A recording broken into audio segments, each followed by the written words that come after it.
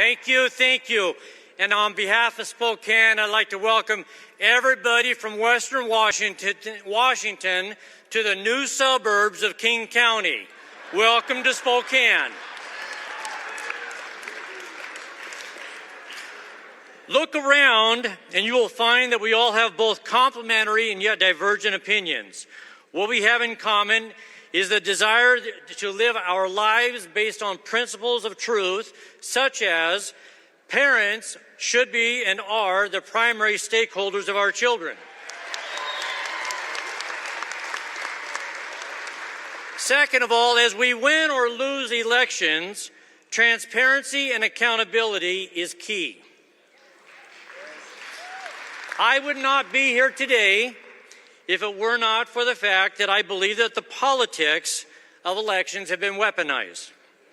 Apparently, we can no longer expect work out of our elected officials if that official represents or carries the label of the opposing party, or if the discussion is unpleasant. Sometimes our own party is guilty of the same. Let me explain. In 2022, at the conclusion of the general election, observers in Spokane tried to reconcile the election results.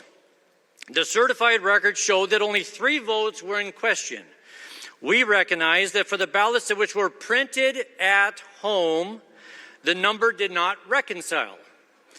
As this was brought to the attention of the county auditor, they attempted a reconciliation and adjusted their number to about 170 plus or minus.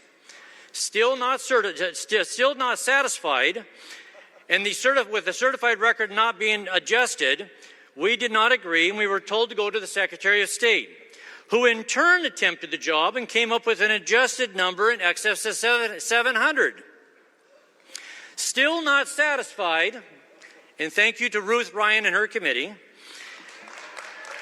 not satisfied that the Secretary of State could get that number justified, or I should say reconciled, we took our case to the state auditor. The state auditor's office is a D. We were rejected in our request.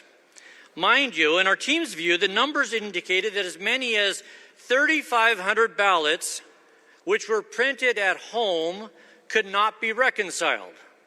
So 2% of the votes cast printed at home had the potential of changing the outcome in an election. None of our electeds, Republicans included, who had signed into law the RCW for reconciling election records would enter into the discussions to help us find the answers that we wanted. So I'm here today to seek your endorsement for state auditor, not because I have aspired to this calling since my youth, but for the simple reason, trust me, this is not a job you look for. And I'm not looking at this to a resume, okay? Not at all.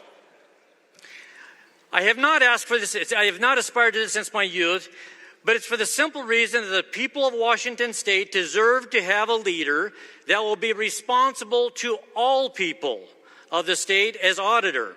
I cannot create legislation. That is up to our legislative body. I cannot enforce findings. That is up to our judicial system. What I can do is I can ask questions. I can expect answers.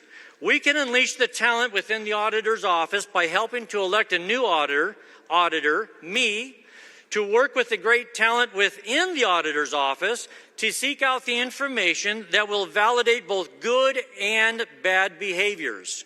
Transparency that has been denied to the people of the state can be restored. Confidence can be restored so that we no longer have to question our election outcomes. But this is not just about elections.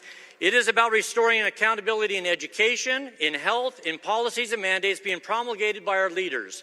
The auditor's office is about creating that link in the government process so that the people will know that this is a Republican form of government wherein government serves the needs of the people. Please get behind my endorsement for state auditor as well as the expanded slate of candidates that we endorsed this weekend. Make sure that WSRP drives credible branding support behind this slate of candidates in this primary election. not the general. Let's get it going in the primary election.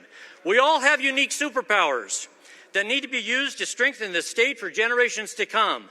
Your superpower is in being a voice that expands a conversation as we unite.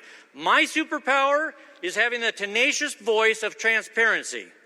We need more good people to enter into our state representative and Senate campaigns, so please find your voice and step forward. Together we can make a difference. Until then, vote Hawkins for the state auditor and unite behind the slate of candidates that we create. Thank you.